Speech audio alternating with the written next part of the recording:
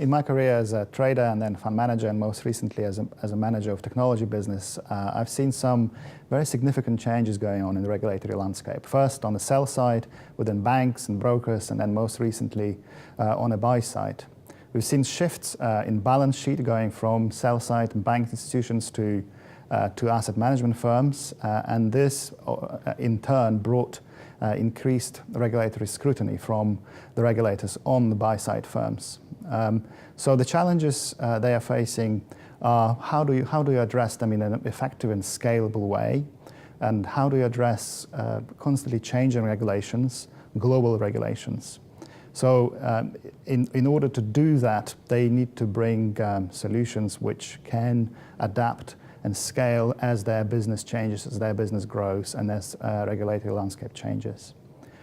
Also, additional pressures they face are from the investors, investment consultants, who need to make sure, first of all, that they get what they pay for, so fee pressures, and then also around conduct, making sure that firms operate in the best possible way and attract the best possible talent.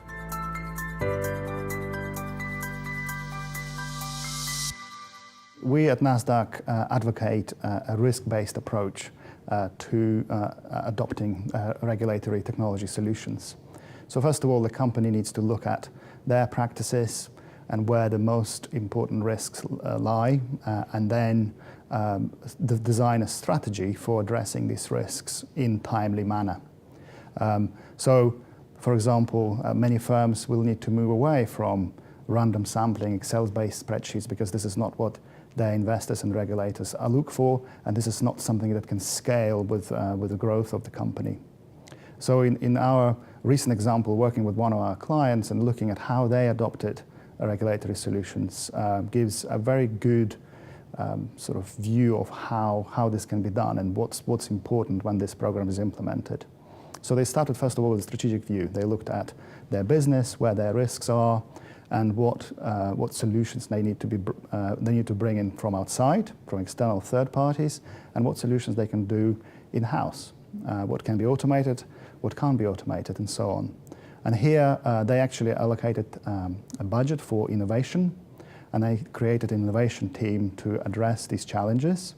And the key there was for business, for compliance, and this innovation team, and also most importantly technology team, to work together to address these challenges.